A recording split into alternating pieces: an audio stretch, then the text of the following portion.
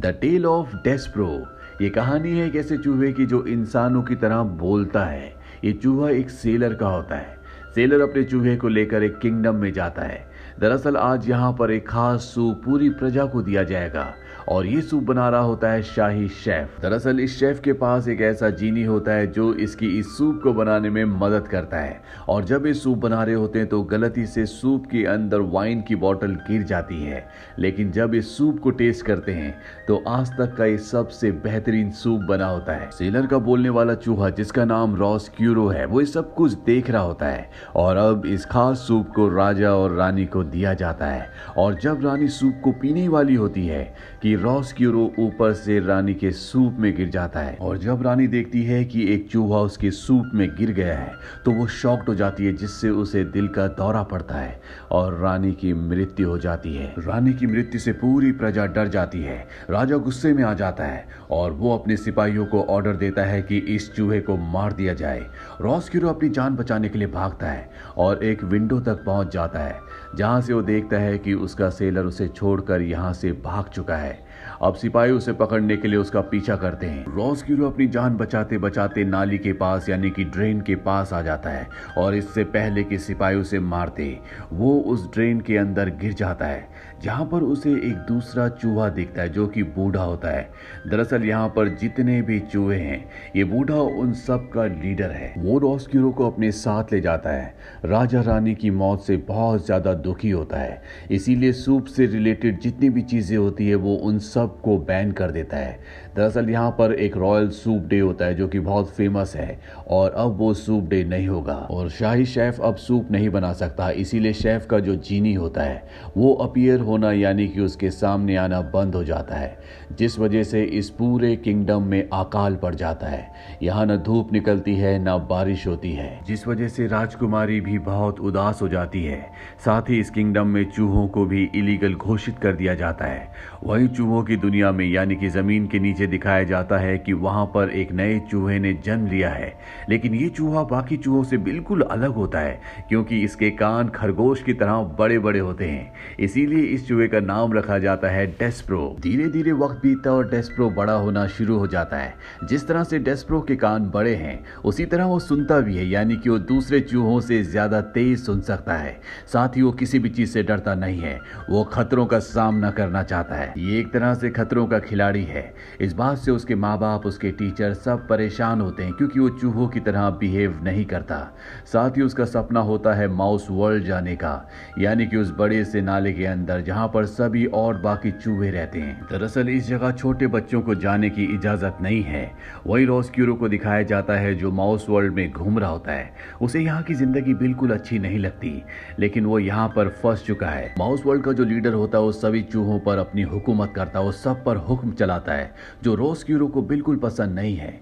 वो अपने बिल में बने छेद से हमेशा बाहर की दुनिया देखता है क्योंकि वो बाहर जाना चाहता है, ना कि इस तरह से जमीन के नीचे अपनी जिंदगी बिताना चाहता है। वहीं डेस्प्रो को दिखाया जाता है जो अपनी क्लास में होता है। टीचर सबको एक चीज का टुकड़ा दिखाती है और सारे के सारे चूहे डर जाते हैं, लेकिन डेस्प्रो निडर है, वो डरता नहीं है।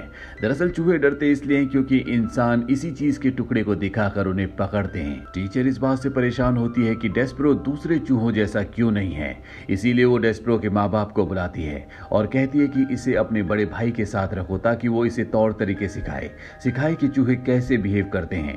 डेस्प्रो का बड़ा भाई उसे राजमहल की लाइब्रेरी में ले जाता है और बताता है कि किस तरह से चूहे कागज को कुतरते हैं, किताबों को खराब कर देते हैं। लेकिन डेस्प्रो यहाँ पर एक किताब में कहानी पढ़ना शुरू कर देता है जो उसे बहुत अच्छी लगती है। ये कहानी होती है एक योद्धा की जो राजकुमारी की जान बचाता है और अब डेस्प्रो खुद भी अपने आप को योद्धा की तरह इमेजिन करना शुरू कर देता है। उसे लगता है कि वो एक योद्धा है। यहाँ से वापस जाने के बाद भी डेस्प्रो अपने आप को एक योद्धा ही समझता है और वो होता भी योद्धा की तरह है क्योंकि उसके अंदर डर नहीं है। एक दिन वो राजकुमारी को देखता है जो कि बहुत उदास होती है। वो उसके पास जाता है और राजकुमारी से बहुत सलीके से बात करता है। राजकुमारी उसके बिहेवियर को देखकर उससे इंप्रेस हो जाती है। इसके बाद डेस्प्रो उसे वही कहानी सुनाता है उसी योद्धा की जिसने राजकुमारी को बचाया था, जो कहानी राजकुमारी राजकुमारी को बहुत अच्छी लगती है, लेकिन डेस्परो ने ये कहानी पूरी पढ़ी नहीं होती, इसीलिए वो कहानी का अंत राजकुमारी को नहीं सुना पाता। लेकिन राजकुमारी सुनना चाहती है। डेस्परो से वादा करता है कि वो कहानी पूरी पढ़कर आएगा और फिर से राजकुमारी को कहानी सुनाएगा। अब डेस्परो के माँ बाप को पता चल जाता है कि उसने इंसानों से बात की, जो चूहों की दुनिया में एक जुर्म है। वहीं डेस्परो को दिखाया जाता है जो कहानी को पूरा पढ़ने के लिए एक बार फिर से लाइब्रेरी में जाता है, लेकिन तभी यहाँ पर काउंसिल के मेंबर्स आ जाते हैं और वो उसे पकड़कर काउंसिल में ले जाते हैं, जहाँ पर उसके ऊपर इल्जाम होता है कि उसने इंसानों से बात की, उसने कई रूल्स को तोड़ा, इसीलिए उसे माउस वर्ल्ड से निकाला जाता है। उसे जमीन की गहराइयों में भेज दिया जाता है, जहाँ पर पूरी तरह से अंधेरा होता है। लेकिन डेस्परो खुद को एक योद्धा समझता है, इसीलिए वो बिना डरे हुए अंधेरे रास्तों से होता हुआ एक जेल तक पहुंच जाता है, जहाँ पर बहुत सारे चूहे जेलर को परेशान कर रहे होते हैं। सारे चूहे तो भाग जाते हैं, लेकिन डेस्परो को जेलर पकड़ लेता है। डेस्परो उसे वो कहानी सुनाना शुरू कर देता है जो उसने प्रिंसेस को सुनाई थी, लेकिन जेलर को ये कहानी पसंद नहीं आती। वो उसे वहीं पर अकेला फेंक कर निकल जाता है। तभी बाकी चूहे आते हैं और वो डेस्परो को उठाकर अपने उसी बूढ़े लीडर के पास ले जाते हैं, जिस लीडर को आज से कई साल पहले रॉस्क्यूरो मिला था। ये लीडर बहुत जालिम होता है, जो रॉस्क्यूरो को अपने जैसा जंगली बनाना चाहता है, लेकिन आज तक रॉस्क्यूरो उसकी तरह नहीं बना। अब ये डेस्परो को एक अरीना में छोड़ देते हैं और उसके ऊपर एक बिल्ली चेन से बंधी होती है और लीडर धीरे धीरे चेन को ढीला कर रहा होता है। और इससे पहले कि बिल्ली डेस्परो को खाती, रॉस्क्यूरो लीडर को मना करता है। वो कहता है कि इसे बिल्ली को मत दो, इसे मैं खाना चाहता हूँ। सुनकर लीडर खुश हो जाता है, क्योंकि अब फाइनली रॉस्क्यूरो उन्हीं की तरह जंगली बनने को तैयार है। डेस्परो को रॉस्क्यूरो के हवाले कर दिया जाता है। रॉस्क्यूरो डेस्परो को अपने घर लेकर आता है, जहाँ पर ये दोनों बहुत बातें करते हैं और इन दोनों की दोस्ती हो जाती है। वहीं महल में राजकुमारी को दिखाया जाता है जो हमेशा उदास रहती है। यहाँ पर उसकी एक नई मेड आई होती है, जिसका खुद का भी राजकुमारी बनने का सपना होता है, इसीलिए वो राजकुमारी की बहुत सारी चीजें चुरा लेती है और खुद को राजकुमारी जैसा फील करती है। इसका नाम मिक होता है और जब मिक ऐसा कर रही होती है, तभी वहां पर जो सीनियर मेड होती है वो उसे ऐसा करते हुए देख लेती है, जिस वजह से वो उसका काम बदल देती है और कहती है कि तुम्हें अब जेल में सेल्स में खाना पहुंचाना होगा। मिक जब खाना लेकर जेल में जाती है तो वहां का जेलर उससे बदतमीजी से बात करता है, वो उसके खाने को फेंक देता है। ये देखने के बाद मिक कहती है कि मुझे ऐसी वैसी मेड मत समझो, मैं सिर्फ राजकुमारी के लिए काम करती हूँ। राजकुमारी का नाम सुनते ही जेलर और भी गुस्सा हो जाता है। वो कहता है कि मुझे ये नाम दोबारा नहीं सुनना। दरअसल उसकी खुद की एक बेटी है जिसे वो राजकुमारी ही समझता है, पर पैसों की कमी की वजह से उसे अपनी बेटी को किसी और को पालने के लिए देना पड़ा, इसीलिए वो हमेशा उदास रहता है। ये सारी बातें यहाँ पर रॉस्क्यूरो भी सुन रहा होता है और वो डेस्परो को बताता है कि ये सब मेरी वजह से हुआ है, मेरी वजह से रानी की जान गई थी, जिसके बाद पूरे किंगडम में अकाल पड़ गया, हर तरफ उदासी है और एक यही कारण है कि राजकुमारी हमेशा उदास रहती है। रॉस्क्यूरो फैसला करता है कि वो राजकुमारी से माफी मांगेगा, इसीलिए वो छुपता हुआ राजकुमारी तक पहुंच जाता है। राजकुमारी जब उसे देखती है तो पहचान लेती है कि इसी की वजह से उसकी मॉम की यानी कि रानी की जान गई थी। वो चिल्लाना शुरू कर देती है। रॉस्क्यूरो उसे समझाने की बहुत कोशिश करता है, लेकिन राजकुमारी उसकी एक बात नहीं सुनती और यहाँ पर अब सिपाही आ जाते हैं जो रॉस्क्यूरो का पीछा करते हैं। हालांकि रॉस्क्यूरो अपनी जान तो बचा लेता है, लेकिन अब उसे भी राजकुमारी से नफरत हो चुकी है। उसे लगता है कि राजकुमारी ने उसकी इंसल्ट की है, इसीलिए वो उससे बदला लेना चाहता है। वो मिक के पास जाता है, उसी मेड के पास जो खुद को राजकुमारी की तरह समझती है। रॉस्क्यूरो उसके कानों में जहर उगलना शुरू कर देता है। वो कहता है कि अगर राजकुमारी को हम बंदी बना लें तो तुम उसकी जगह ले सकती हो। मिग उसकी बातों में आ जाती है और वो राजकुमारी को नीचे जेल के तहखाने में ले जाती है, लेकिन रॉस्क्यूरो मिग को भी धोखा देता और दोनों को सेल के अंदर बंद कर देता है। जब ये बात डेस्परो को पता चलती है तो राजकुमारी के पास जाती है। राजकुमारी उसे अपने गले का लॉकेट देती है और कहती है कि ये मेरे पिता को दे देना। डेस्परो अपनी जान पर खेलकर सारे ट्रैप से बचता हुआ वो लॉकेट लेकर राजा के पास निकल पड़ता है, लेकिन वो लॉकेट उससे गिर जाता है और जब वो राजा के पास पहुंचता है तो वो उसे बताने की कोशिश करता है कि उसकी बेटी की जान खतरे में है, लेकिन राजा आज भी शोक में डूबा हुआ है।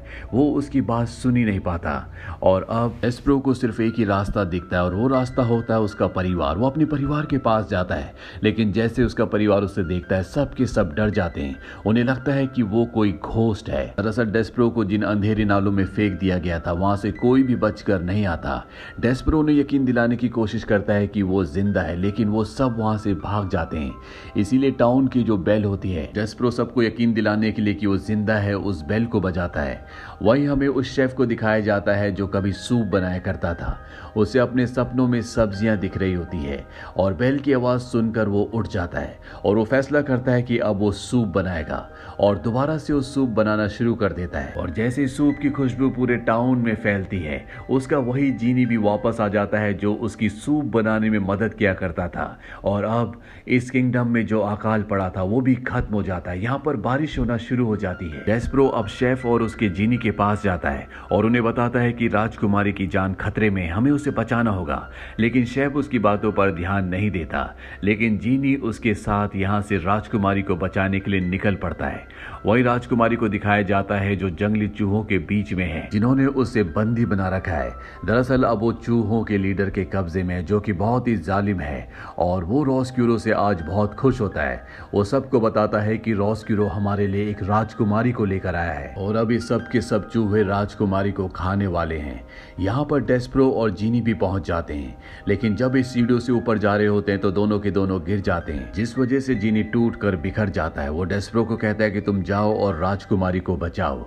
वही हमें लीडर को दिखाया जाता है जो रॉसक्यूरो को कहता है कि तुम खाने की बेल बजाओ, लेकिन वो साफ साफ मना कर देता है क्योंकि उसे एहसास हो चुका है कि उसने गलती की है। उसे राजकुमारी के साथ ऐसा नहीं करना चाहिए था। इसीलिए लीडर खुद ही बेल बजा देता है और अब सब के सब चूहे राजकुमारी को खाने के लिए उसकी तरफ बढ़ते हैं। लेकिन यहाँ पर डेस्परो भी पहुंच जाता है और वो यहाँ पर जो कैट होती है उसे आजाद कर देता है। कैट सभी चूहों के ऊपर हमला कर देती है, जिससे वो सब अपनी जान बचाकर यहाँ से भागते हैं।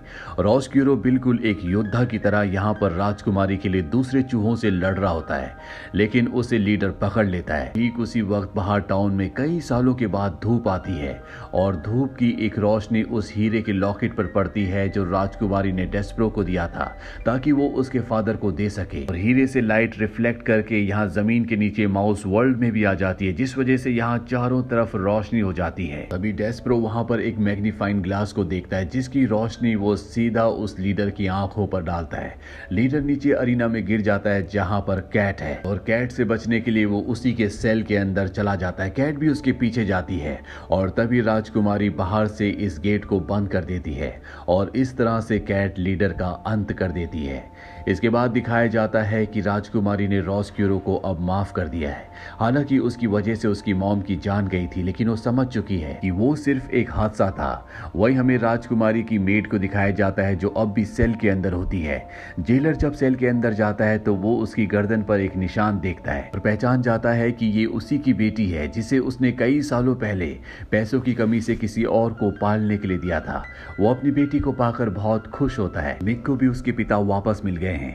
मिक राजकुमारी से अपनी गलती की माफी मांगती है और अपने पिता के साथ उनके फार्म में रहने के लिए चली जाती है। राजा को भी अपनी गलती का एहसास होता है और वो सूप डे, जिसे रॉयल सूप डे के नाम से जाना जाता है, जो पूरी दुनिया में मशहूर था, एक बार फिर से शुरू हो जाता है।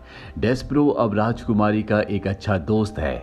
वही रॉसक्यूरो को दिखाया जाता है जो पहले की तरह एक बार फिर से समंदर की सैर करता हुआ दुनिया के आखिरी छोर तक जाने के लिए निकल पड़ता है।